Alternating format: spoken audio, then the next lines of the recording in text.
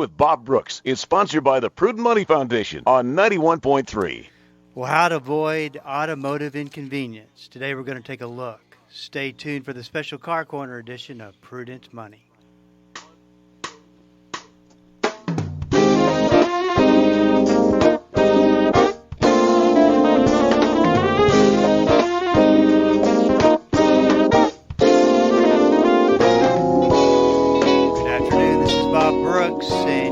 Listening to the special Car Corner edition of Prudent Money. Tony Joe's here with me as he is every Friday to take your Car Corner questions. The number to call is 1-877-913-5357. You can also go to the website at www.prudentmoney.com and send a question to the Ask Bob section, and I will get you taken care of. That's all at prudentmoney.com.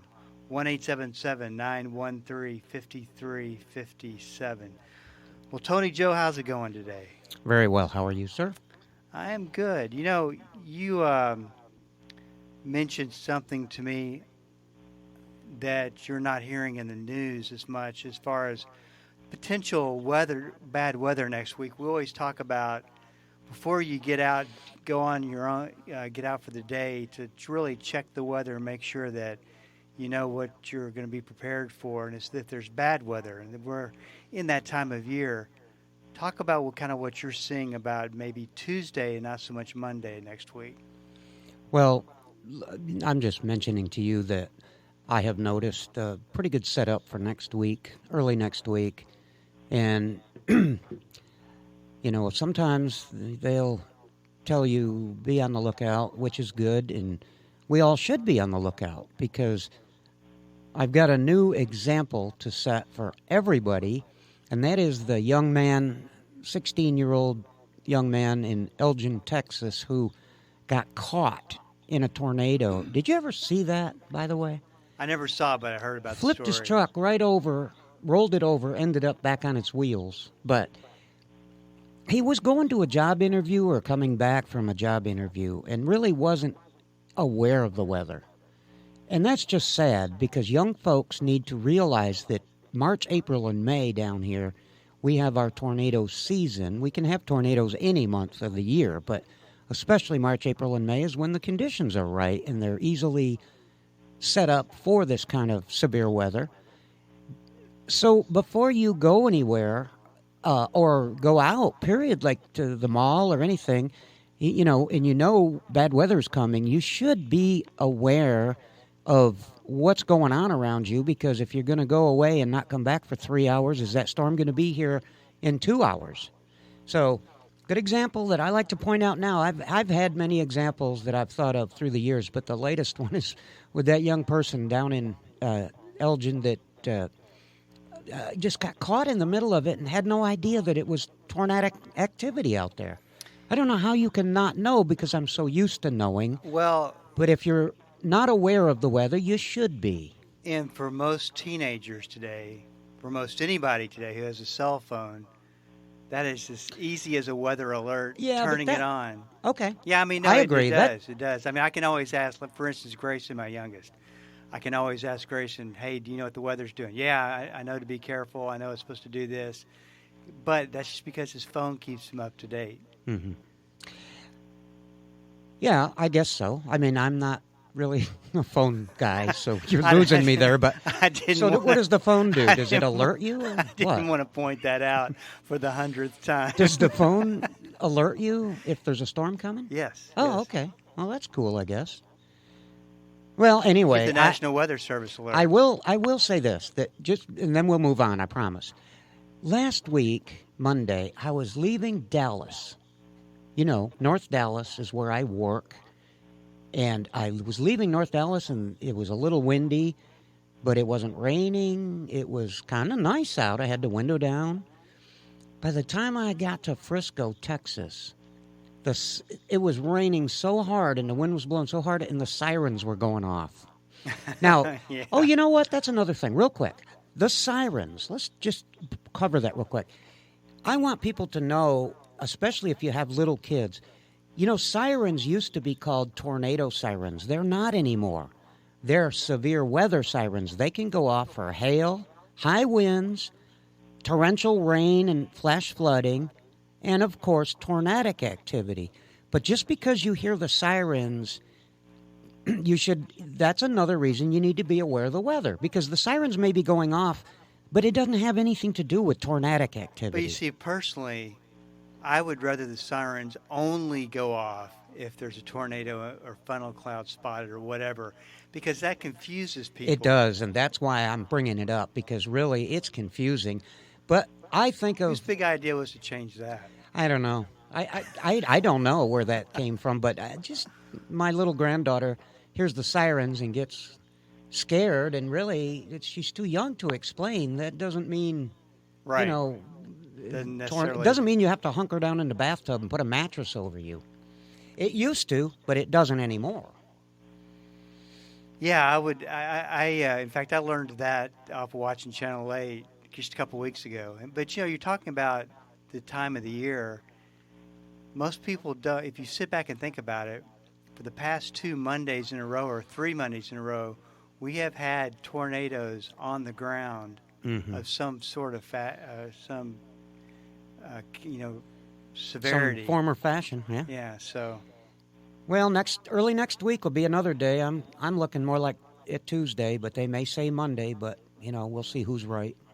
So let's talk a little bit about automotive inconvenience, and what I want to do is talk about some of these that we mentioned throughout the year periodically. But like I told you, I like to talk about them because even I don't remember everything that I need to remember about them. And it's a good reminder. Okay. But also the theme is maintenance to avoid the problem, to avoid the inconvenience. Because sometimes it just makes sense to fix things because the probability is they're going to run their course and you're going to be stuck in an inconvenient moment. Mm-hmm. But the challenge is, as you and I were talking, is that if it ain't broke, don't fix it. Well, you've got to balance, Bob. Everything to me, I've seen everything in life is a balance, and this is another one of them.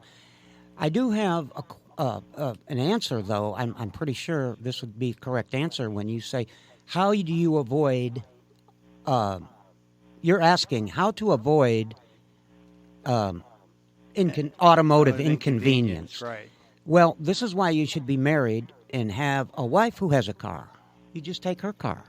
And she'll say, what do you think you're doing? Say, I'm avoiding, I heard it on Bob's show, and I'm avoiding automotive inconvenience. That's not what you heard. And she'll call you and want to know why you would put that out there. Can I say something? And another thing, Bob. I want to say something real quick. I'm just so shocked you're not married. Well, this is why you take the wife's car, to avoid inconvenience. And if she says, what am I supposed to do? Say, you ever heard of Uber? Yeah. Okay. Anyway, back to the reality of it is maintenance is designed and purposed to avoid breakdown. So automotive inconvenience is when you're broken down. Car won't start, car won't go, car won't do something right.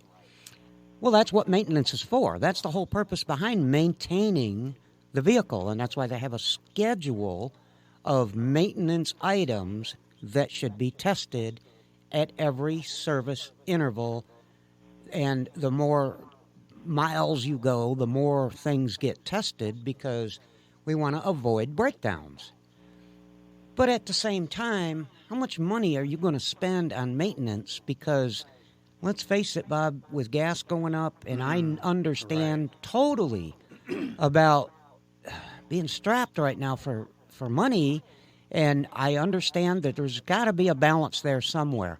That's when someone needs to help you understand what's important and what is not so important. But boil it all down, it really is all important if you want to avoid breaking down. Sometimes you can do the best maintenance in the world and you still break down. Battery can go out, water pump can leak. There's just it's a fine line to have to walk. You know what's interesting? I was sitting here thinking about this. If I had to choose between two different maintenance items, and you tell me you're probably not going to comment that yes, this makes sense. But if I have like 65,000 miles on my car's running fine, but I'm 5 years on a battery, and I have a little bit of extra money. Do I do the major tune-up and service at that mileage point, or do I replace the battery? Because the battery is going to give me the biggest inconvenience and probably will do so without any warning. The tune-up is probably going to give a warning. Yes. You're right.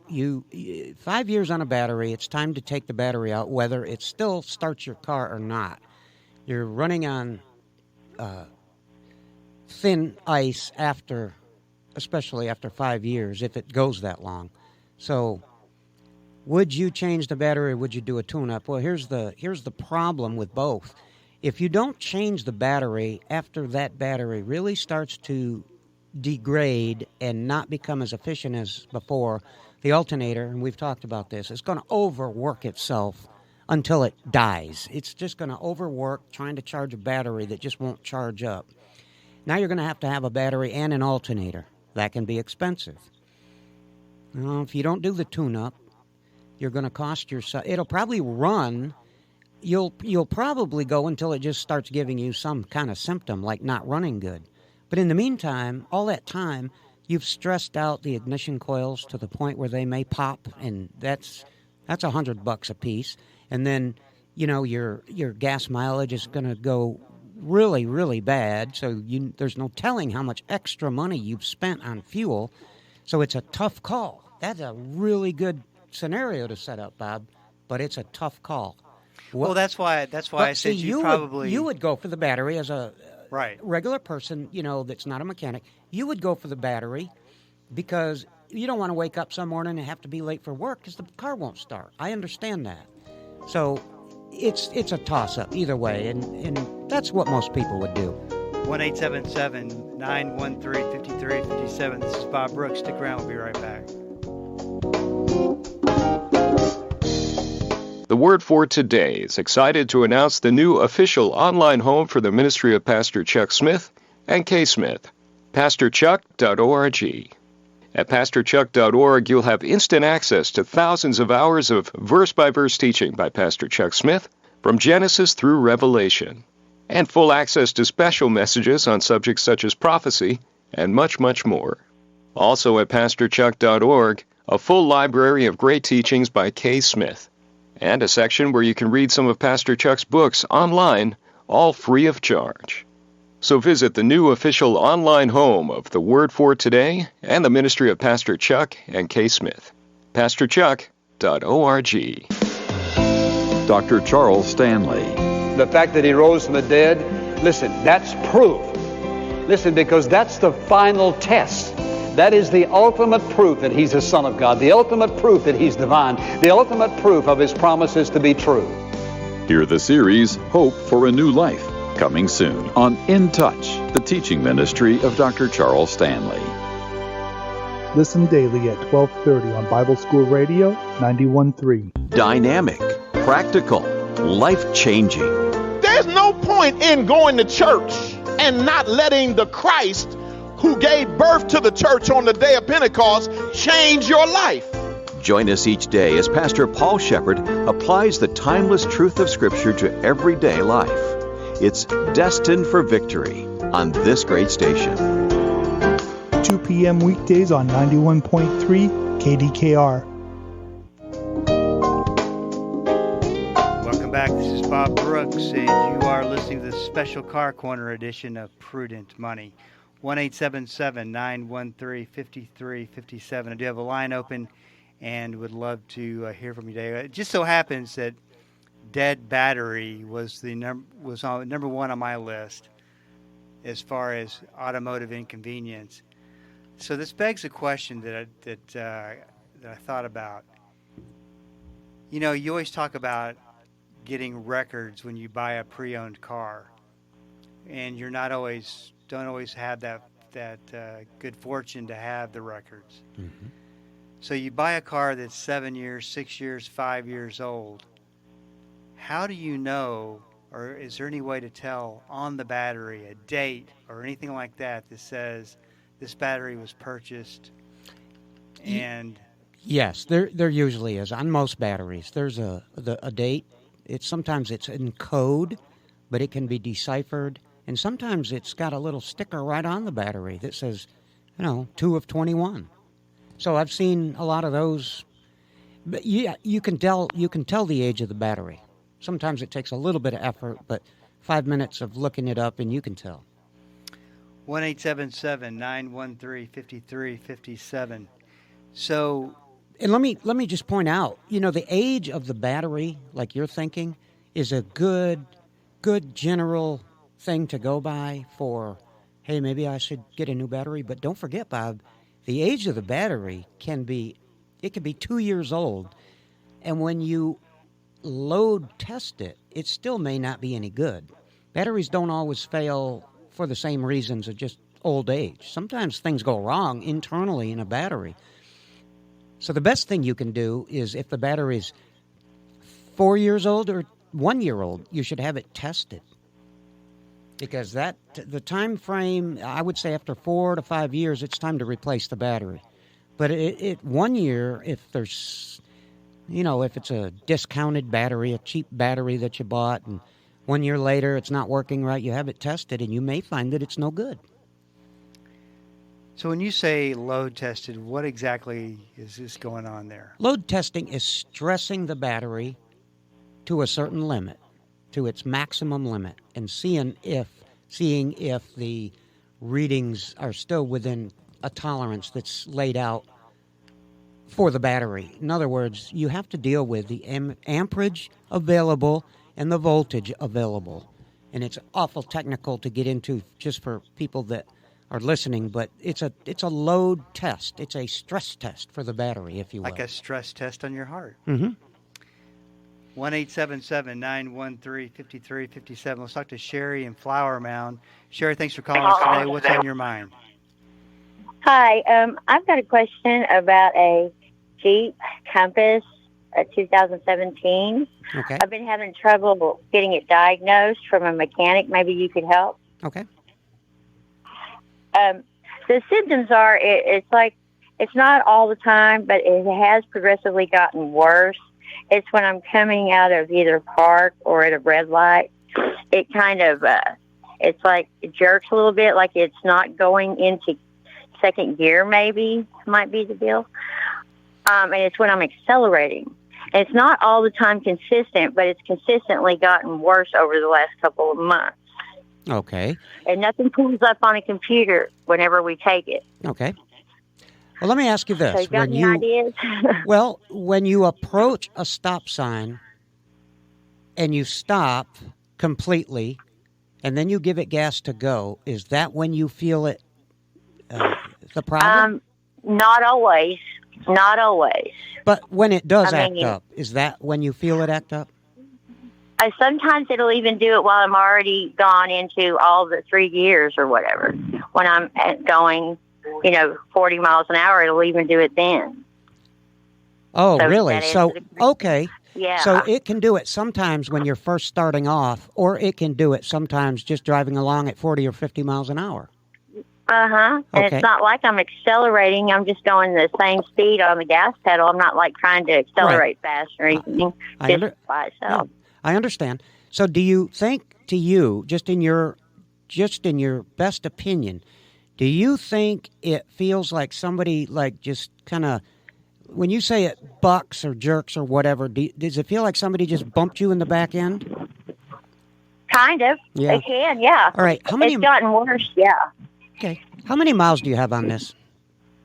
82,000, I think. Okay. And has anybody looked at spark plugs, things like that, tune-up related items?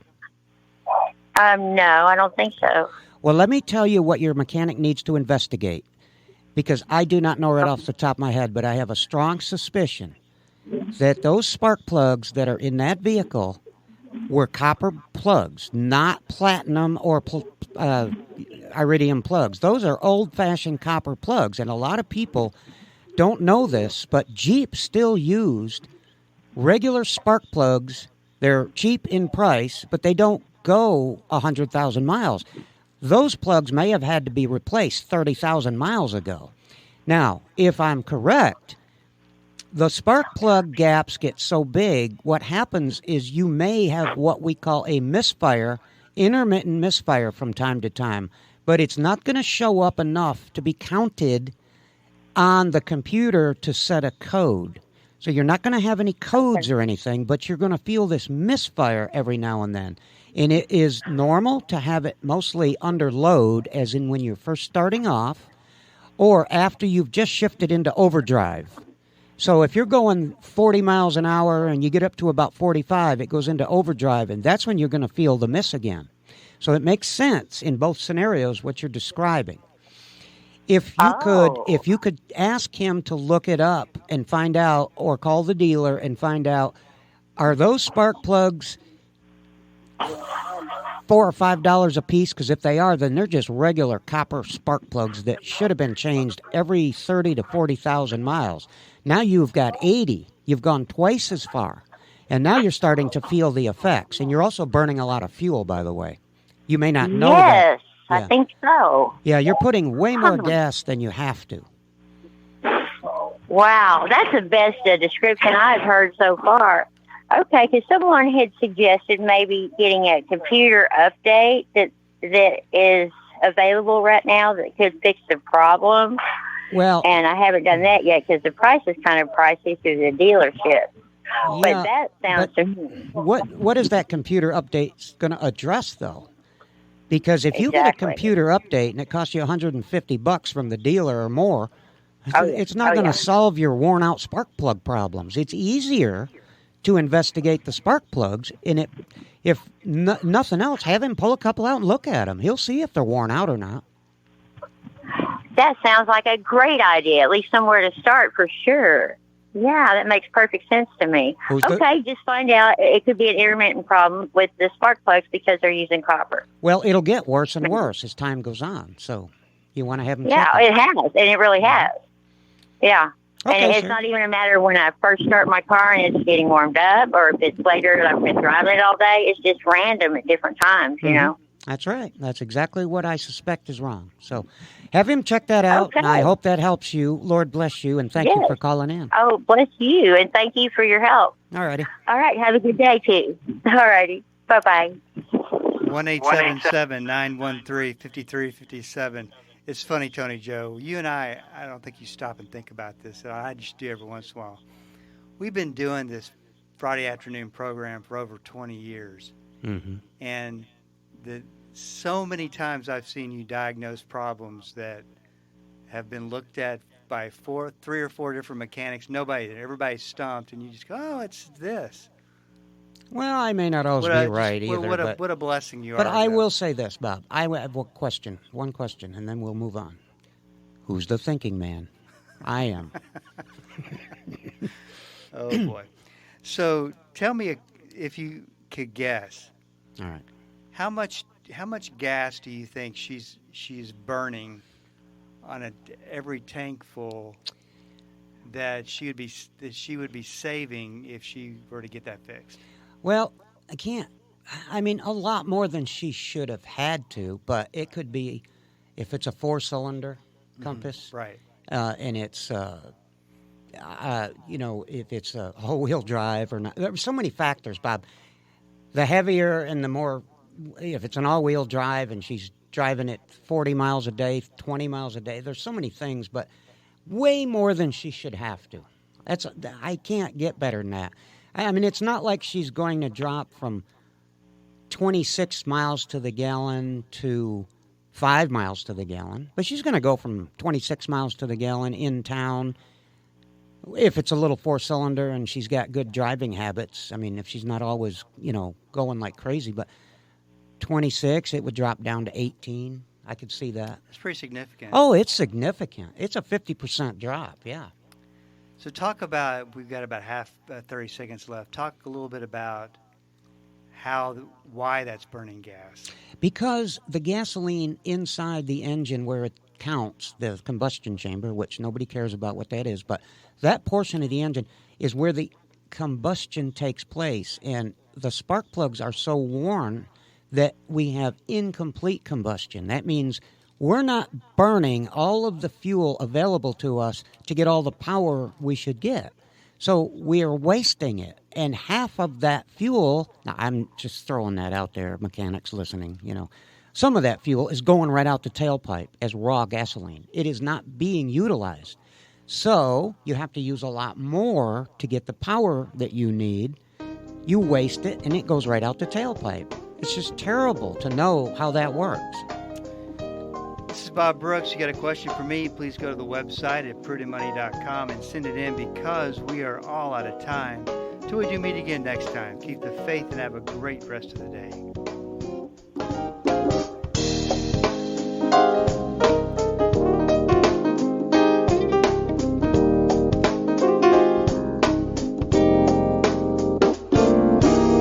That's all the time we have for today.